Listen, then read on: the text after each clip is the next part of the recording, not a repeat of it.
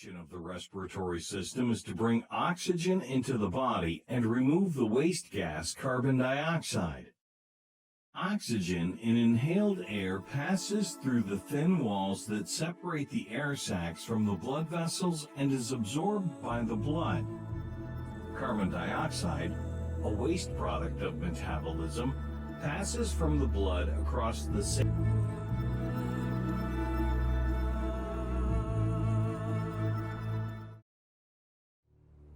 Destroyer, the U-Boat Hunter.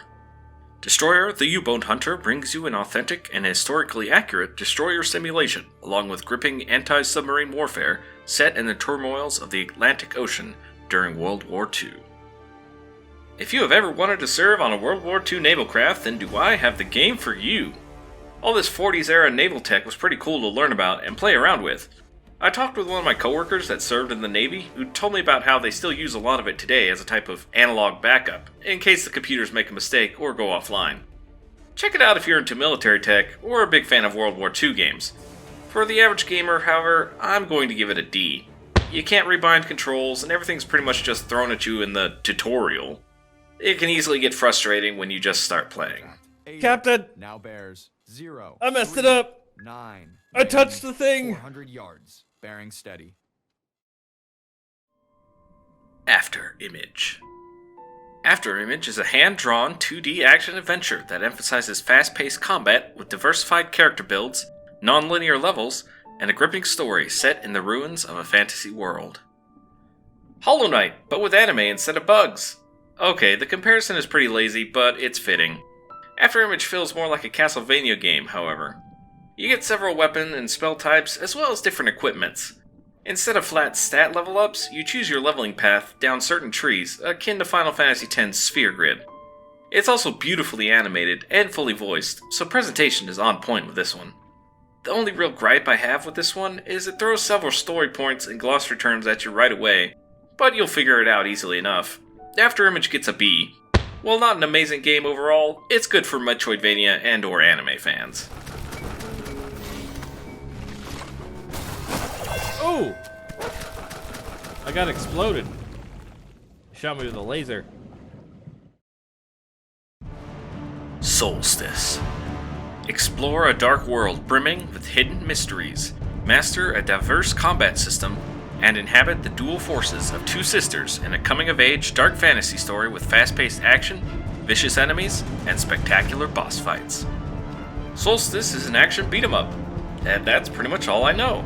It appears to have flashy visuals and driving, intense music that will keep your heart pumping. Soulstice is in March's giveaway, so if you're interested, you can win a copy this month. Just check the description below to join the Discord and enter. As for overall grade, I don't really know what to give it, so an average C will have to suffice. But let me know what you think.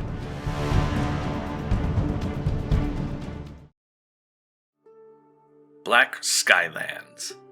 Become the captain of an airship and explore the world of the skies.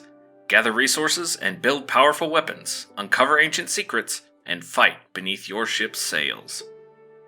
Yar, here be pirates! Sky pirates! Take to the skies in this open-world sandbox game about airships and eldritch horrors, but be careful not to fall off the edge and into the great blue! While it takes a little bit to get the hang of the game flow, Black Skylands is great for top-down shooter fans and open-world crafting fans alike. The pixel graphics are very well done, although you can lose your character at times if you're not paying attention. Regardless, Black Skylands gets an A in my book, so pick it up if you're looking for a grand sky-type adventure. Bang bang bang bang bang bang bang! Bang bang bang bang bang bang bang bang bang bang bang!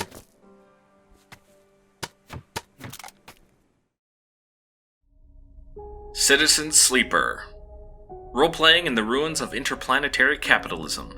Live the life of an escaped worker washed up on a lawless station at the edge of an interstellar society. Inspired by the flexibility and freedom of tabletop role-playing games, explore the station, choose your friends, escape your past, and change your future. A narrative RPG about you being a sleeper, which is pretty much just a fancy word for robot. But seriously, this game is rich with story and lore, but it eases you in a little bit at a time so you're not completely overwhelmed. Everything's based on a D6 system, with your player stats affecting certain actions, so tabletop fans, rejoice. The system is very simple to understand, with an emphasis on story rather than stats or dice rolls. but you can obviously influence the latter. It's a solid game with solid presentation and build, so Citizen Sleeper gets an easy A from me. After all this, what else matters? I need answers. Saints Row. Welcome to Santo Ileso, a vibrant fictional city in the American Southwest. In a world rife with crime, where lawless factions fight for power, a group of young friends embark on their own criminal venture, as they rise to the top in their bid to become self-made. Well, if it isn't another Saints Row game. Literally, it's just Saints Row all over again. If you played any Saints Row game past number 3, you've played this one. Granted, there's more character customization options, a different storyline, and updated graphics.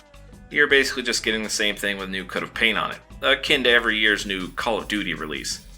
I'm not a big fan of the Saints Row series, but at least the presentation is still good. However, with the 60GB download, abhorrent loading times, and ridiculous amounts of DLC, I'm giving Saints Row an F. Avoid this game unless you're a true Saints Row fan and absolutely need to play all the games. That was close. Oh! Whoa, whoa.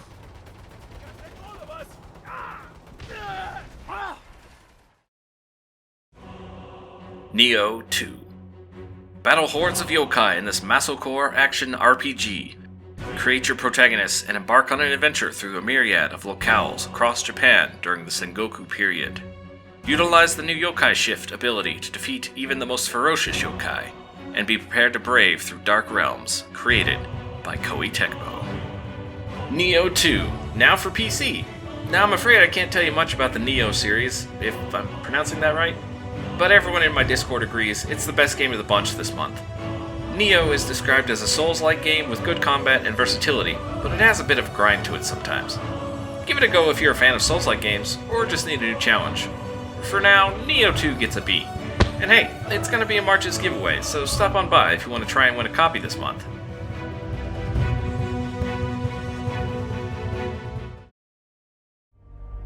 Warhammer: Realms of Ruin. Wage a campaign of brutal conquest in this realm-shattering real-time strategy game set in the Warhammer Age of Sigmar universe. Become a warlord and lead 4 unique factions to conquer the wild and salvage Realm of Gur in tense and tactical battles. Well, another Warhammer game, and I'm the wrong person to review it. Though my friends who are fans say the Age of Sigmar isn't as great as some of the other Warhammer fantasy settings, this one's a solid real-time strategy that may scratch that tabletop itch. The voices, presentation, graphics, and everything is really well done for an RTS, but I really don't think it's worth its current $70 price tag on Steam. But maybe you're a big Warhammer fan and don't mind the Age of Sigmar setting.